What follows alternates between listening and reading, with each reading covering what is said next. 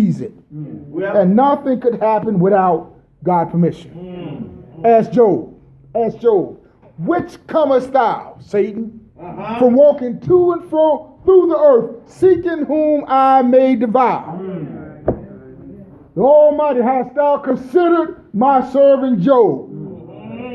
Well, I would, God, but you put that hedge around him. And you won't let me bring death on his door when I want to. You won't let me afflict him with sickness when I want to. You won't take that hedge away. God said, do what you want to him because he won't curse me. He loved me too much. He know that I brought him through the storm. I brought him through the rain when he didn't have nothing. I provided for him. Job said, naked I came into this world. Naked I leave. You can have my wealth. You can have my home. You can have my kids. Because God gave it and God will take it away. Lord have mercy. After Jesus encountered Martha, Jesus called for Mary, who was still sitting at the house. The spiritual one. The one that wasn't going to give God a piece of her mind, she just sat there. Troubled in her spirit, but said, I know God will make a way. If God chose to take my brother, it's going to be all right. Martha went her way. She left Jesus and called Mary and said, this is the 28th verse. Mary, her sister, secretly saying, she told her sister in private because all the other people was around crying and moaning. The Master Jesus cometh, and he called for you, Mary. He's looking for you. As soon as Mary heard that, Jesus asked about it. She arose quickly. She got up out of that state that she was in, that hurt, that pain, and came to Jesus. Ain't that something special? When God calls your name, when God calls you, when God chooses you, ain't that something special? While on others thou art calling, do not pass me by.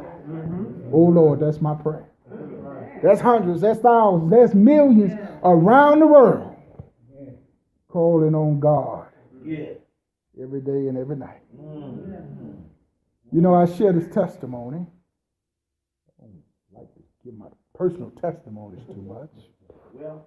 But in July, 2 years ago, I was in North Carolina.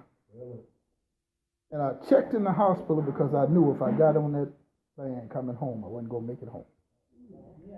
I laid in that, they checked me in, I was in the hospital bed, and the next thing I know, I woke up down in intensive care. I had blacked out. I didn't know what the nurse told me while I was down there. They found you in the bed unconscious. The nurse told me. Doctors never told me that. And, you know, I see on the news where people say I had this death experience and I was going through these pearly gates. I didn't see none of that.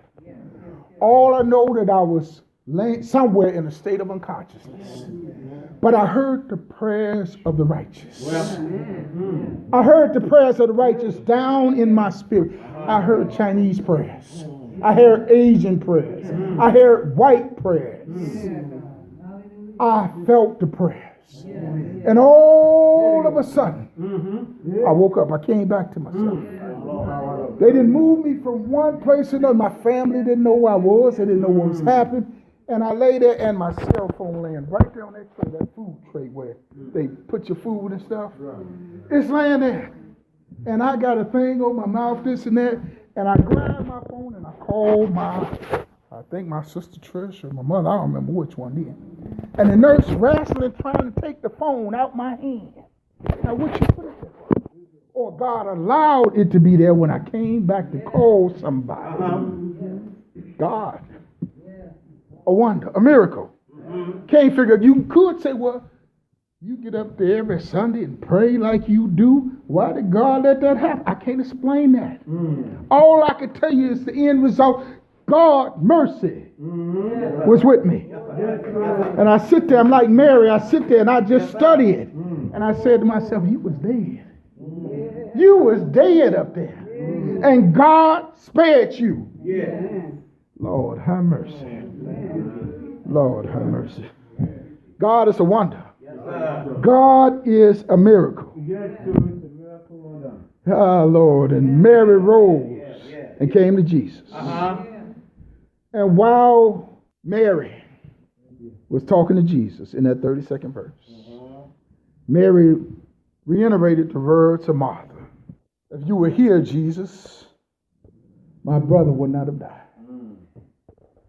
It said in that 31st verse, when Mary came where Jesus was, she saw Jesus and fell down at his feet. She fell down at the feet of Jesus. She humbled herself before God. And I imagine she said, Lord Jesus, have mercy. If you would have been here, my brother Lazarus would not have died. Mary fell down at the feet of Jesus, bearing her hurt, her pains, and her burdens over the loss of her brother. Lazarus in this text represents the hurts, the pains, the highs, the lows, the failures, and the setbacks that we go through in life. When Jesus saw Mary